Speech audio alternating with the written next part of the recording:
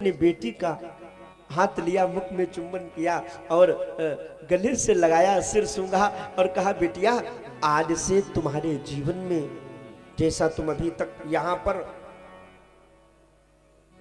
हमें सब अपना मान नहीं थी ना, माँ को माँ, पिता को पिता, भाई भौजाई, ये बहनें, ये सब तुम जो रिश्ते जो है ना, जिनको अभी तक बड़ा सम्मान करती थी, बड़ा त्याग करती थी, अगर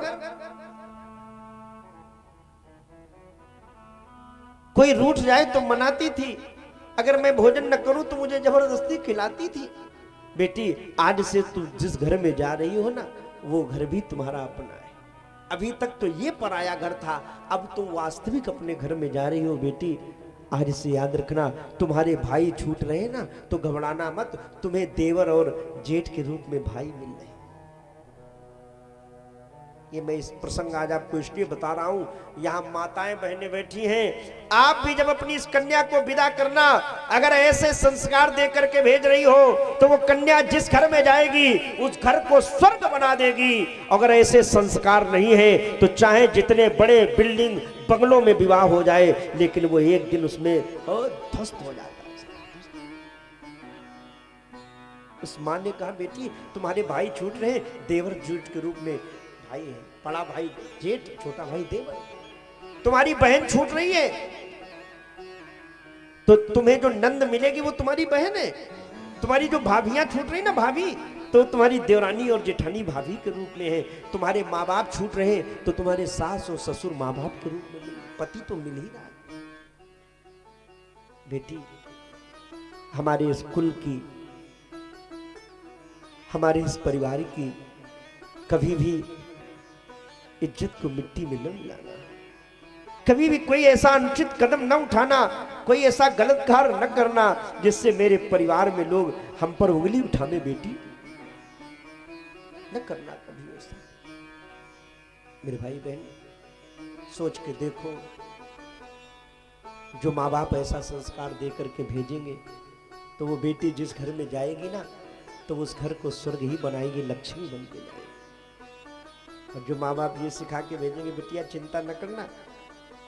एक जगह में कथा कर रहा था, शायद लखनऊ या हाँ लखनऊ की बात है, तो एक बहन जी खड़ी हुई, बोली गुरुजी एक बात कहूँ। हमने कहा, बात मुझे आज भी याद है, अभी 2-3 वर्ष पहले की है। बोले गुरुजी आजकल ना किसी का अगर घर बिगड़ रहा है तो उसमें उसकी माँ का बहुत बड़ा योगदान। हमने कहा मतलब? बोले वो शादी होने के बाद जो माता जी से बेटी बार बार फोन करके एक एक बातें पूछती है ना, फिर माता जी कहते तुम ऐसा कर दो वैसा कर दो। बोले बिगाड़ने का 100 में 80% तो माता जी की संस्तुति रहती है?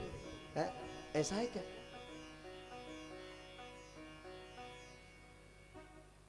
ऐसा मैं उन माताओं के लिए मानूंगा जो अपनी बेटी के घर को, मैं ये नहीं कहता हूं कि मां चाहती कि बेटी का घर बर्बाद हो, लेकिन उसको ये लगता है कि जैसे बेटी हमारे घर में रही है इससे भी ज्यादा वहां आराम करे, और वो पराया घर मानती है तो वो निश्चित तौर पे घर बिगड़ेगा। और उसमें फिर मां का 80% नहीं 100% योगदान मैं मानता हूं घर बिगाड़ने का बेटी।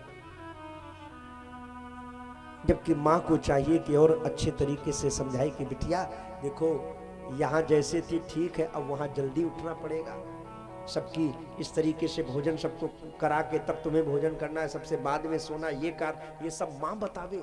फोन अगर आप कर रही हो तो ये सब बताओ, ये नहीं कि सास को चाय देना नहीं ऊपर से डाल देना तुम और कह देना धोखे से गिर गई। हाँ ये तमाम फार्मूले बताती माताएं। तो ये क्या है? ये आप अपनी बिटिया को ऐसी शिक्षा दे करके ये आप बना नहीं रही हो, बल्कि उसका घर बिगाड़ रही हो। मेरी मां, मां तो वो होती है जो बच्चे को अच्छा संस्कार और शिक्षा देती है। तो आप लोग भी प्रयास करना कभी ऐसा न होने पाए आपसे। जैसे मैया मैना ने कहा, बेटी आज तुम जहां जा रही हो ना वही तुम्हारा वास्तविक घर है, ये घर तो पुराना, ये तो घर पराया हो गया। और ये केवल एक पक्ष की बात नहीं है, आज समाज में हमने कई बार देखा है, वो जो आने वाली बहू माने जो बेटी है वो तो बहुत संस्कारवान है, लेकिन जिनके घर में आई है वो लोग कैसे हैं? दूसरा पक्ष रख रहा हूं, जिससे ये कोई हमसे ये न कह पावे कि गुरुजी